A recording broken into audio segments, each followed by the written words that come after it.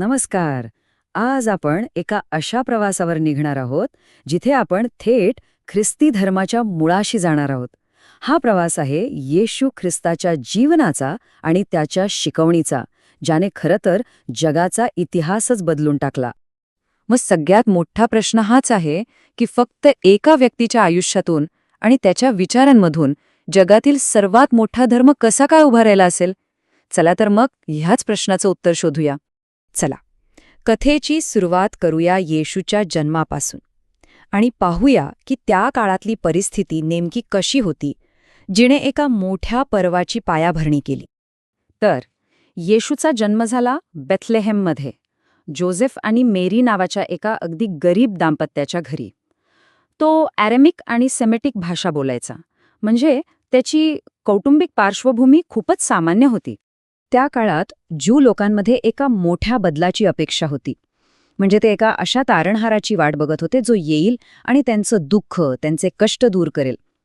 समाजात एक प्रकारची अस्वस्थता आणि प्रतीक्षा होती. आणि या तारणहारालाच मसीहा असं म्हटलं जायचं. मसीहा म्हणजे असा एक व्यक्ती ज्याच्या येण्याची भविष्यवाणी केलेली असते आणि जो लोकांचं दुःख दूर करेल. ही संकल्पना समजून घेणं ह्या कथेसाठी खूप महत्त्वाचं आहे.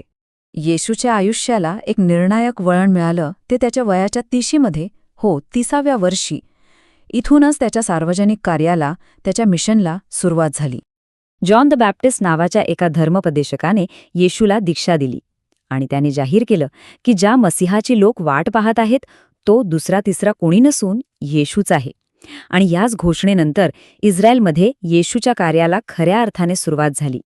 आता बघूया की येशूने आपलं काम कसं सुरू केलं, लोकांना आपल्या विचारांशी कसं जोडलं आणि त्याचे अनुयायी कसे वाढत गेले. येशूची ओळख दीनदुबळ्यांचा आणि आजारी लोकांचा कैवारी म्हणून होऊ लागली. त्याचं काम समाजातील सर्वात गरजू आणि दुर्बळ घटकांवर केंद्रित होतं. या प्रवासात त्याला साथ मिळाली ती त्याच्या 12 प्रमुख शिष्यांची. ही संख्या त्याच्या सर्वात जवळच्या आणि विश्वासू सहकाऱ्यांचं प्रतीक बनली.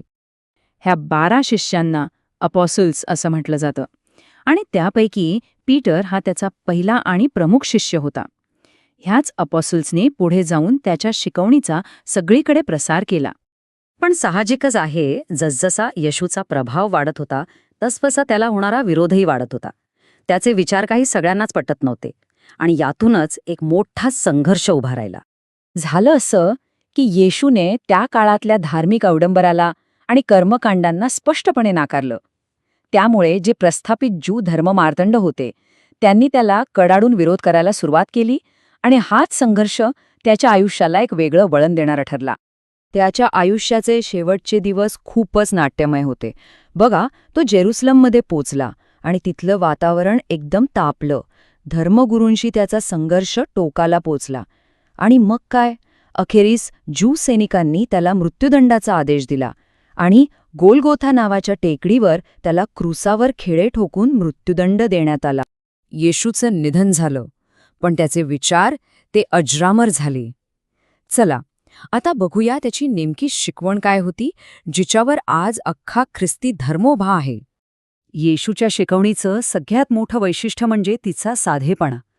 तो आपले विचार काही क्लिष्ट भाषेत नाही, तर अगदी सोप्या कथा आणि दृष्टांतांमधून मांडायचा, जेणेकरून ते थेट सामान्य माणसाच्या हृदयापर्यंत पोचतील.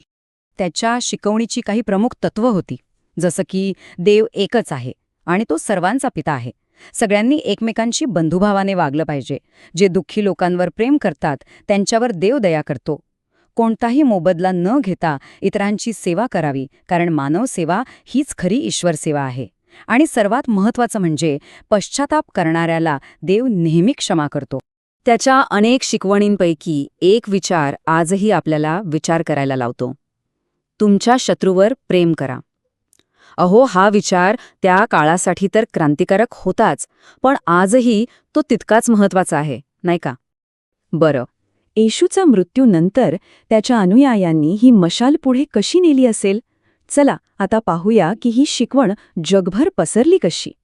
सुरुवातीला येशूच्या शिष्यांचा खूप छळ झाला, पण या सगळ्या विरोधानंतरही त्याचा विचार आणि त्याचा धर्म हळूहळू पण निश्चितपणे पसरू लागला.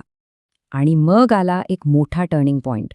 रोमन सम्राट कॉन्स्टंटाईनने ख्रिस्ती धर्माला चक्क राजधर्माचा दर्जा दिला. या एका निर्णयामुळे संपूर्ण युरोपात या धर्माचा इतक्या वेगाने प्रसार झाला की विचारायलाच नको. पण काळानुसार बदल झाले. 16व्या शतकापर्यंत रोमन कॅथलिक चर्चवर धर्मगुरू आणि जमीनदारांचं वर्चस्व वाढलं. अनेकांना वाटू लागलं की चर्च येशूच्या मूळ तत्वापासून खूप दूर गेलंय. आणि यालाच प्रतिसाद म्हणून मार्टिन ल्युथरने जर्मनीमध्ये एक सुधारणा चळवळ सुरू केली. यातूनच प्रोटेस्टंट नावाचा एक नवीन पंथ उदयास आला, ज्याचा उद्देश होता येशूच्या मूळ शिकवणीकडे परत जाणं. तर मग या संपूर्ण प्रवासातून एक प्रश्न उभा राहतो. हजारो वर्ष उलटून गेली, जग इतकं बदललं, तरीही प्रेम, सेवा आणि क्षमा यावर आधारित येशूची शिकवण आजही इतकी महत्वाची का वाटते? हा एक असा प्रश्न आहे जो आपल्याला नक्कीच विचार करायला भाग पाडतो.